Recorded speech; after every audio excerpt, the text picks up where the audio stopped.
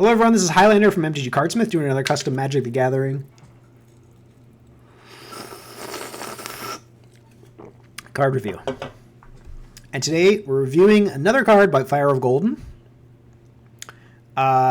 This is the last of the cycle of Planeswalkers that are little picture, little drawings and stuff. So this is Onman the Betrayer. Onman. I'm on all the time.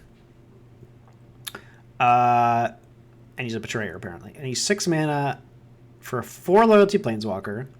Whenever a non-noble figure, it's very specific, creature enters the battlefield under your control, put a loyalty counter on Onman, and he could be your commander. Okay, minus X. Target figure creature in your hand costs X less to cast. Okay. Sure. That's kind of interesting, I guess. Excuse me. Minus 15. Onman deals 1 damage to each noble creature. Creatures you control have +5/+5 and cannot be blocked this turn. Okay, so... Wow, minus 15 is a lot, man. That's real high. So... How does this guy play out? So, you play this guy on 6, and presumably you've already played some of your creatures. And again, this has to be figures, which is a very specific creature type, which doesn't exist in actual Magic. It's only some of the cards that FireOfGolden makes, and changelings, right? So, and actually, a changeling is a noble, so this doesn't actually work with changelings. So presumably you've played some of your creatures. You play this guy on 6. He's probably around the top of your curve, right? So you probably don't have a lot to do with this guy, to be honest. He doesn't help you find more figures. He can make a figure cheaper, but he costs 6 mana, so it's like...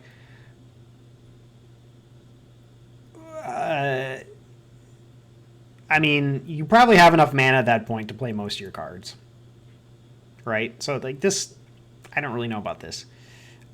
So, really, the way this card plays out is you play it on 6, and then he just sits in play for the rest of the game and doesn't do anything. He keeps building up loyalty. He does nothing. The game ends when he's at, like, 10 loyalty or whatever, and you haven't used him at all. That's kind of the way I see this guy play out, unfortunately. Also, what... Okay, so the minus 15 is, like, strong. I mean, +5/+5 and can't be blocked is pretty strong. But, like, you also have to have enough creatures in play for that to actually matter. Which... Okay, if you have a minus 15 on a Planeswalker, it better win you the game, right? It better just win you the game. Okay? And especially if he really doesn't do anything else, which this guy like really doesn't.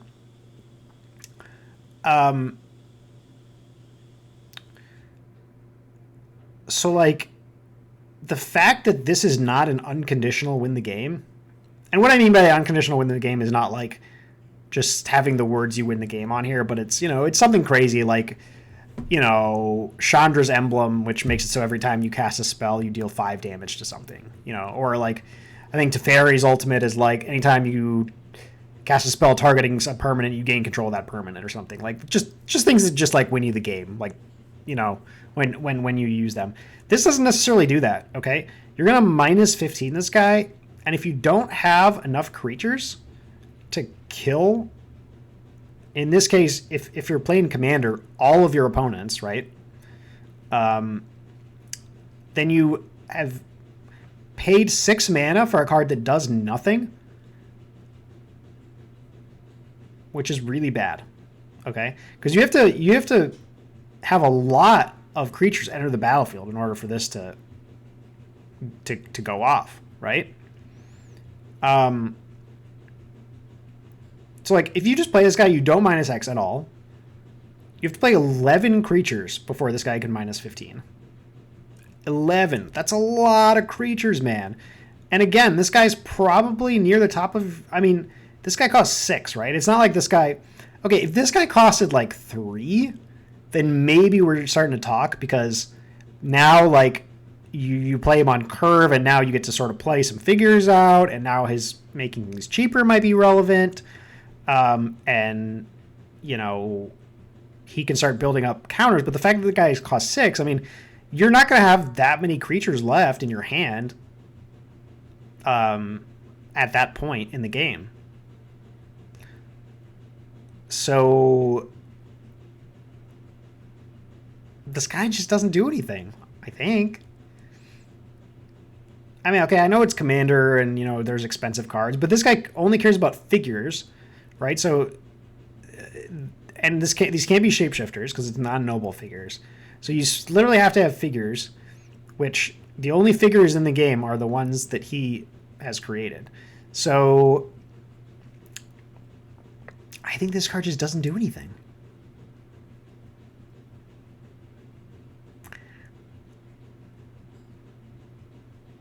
Yeah, so okay, so let me that's really more of a balance issue. I think from a design standpoint, this card is actually kind of interesting, okay?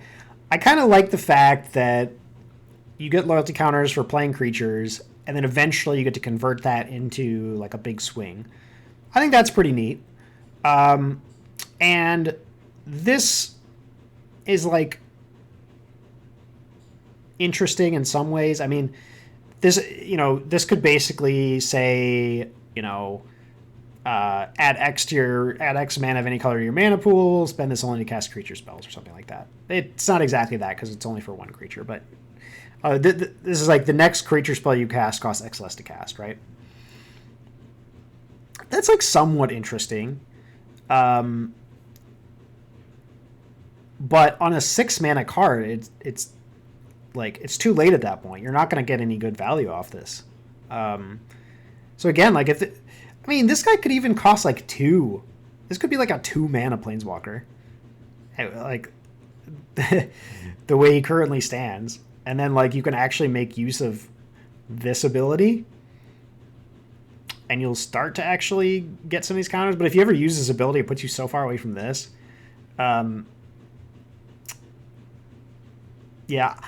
So based on this guy's ability set, he should be a lot cheaper. I think this should be less than -15 and probably a little bit less extreme. So like, I think maybe if this was like -10, I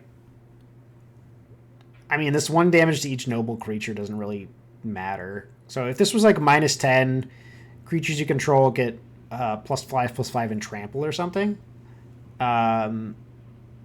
it's starting to get a little bit more relevant, because then like you can play this guy on 4. You have to play 6 creatures and then you can get this effect off. But again, you still have to have creatures in play. You still have to have no creatures in play, right? So if they interact with your creatures at all, this gets weaker, right? So, but this guy should definitely be cheaper. That's my main issue, is like, these effects all want you to play figures, but at 6 mana, it's too late for that, So, yeah, I think this guy looks like a 4 out of 5 to me.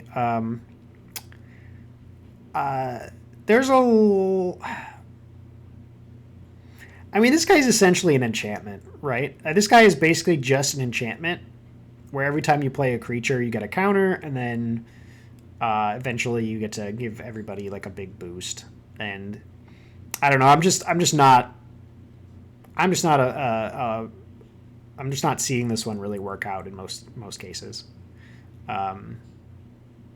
Also, this guy's colorless. I mean, he cares a lot about creatures. I don't really see why you would need to make this guy colorless. I mean, you could make this guy green, and it would fit just fine. I do like the art, though. Look at this. No crown. No crown. We hate crowns. We hate crowns around here. So, yeah. What did I give this one? 4, 5? I'll go with the 5 on this one. there's some interesting ideas here, but I just don't think the execution really gets there. So yeah, that's my review of Onman the Betrayer. Thank you guys for watching.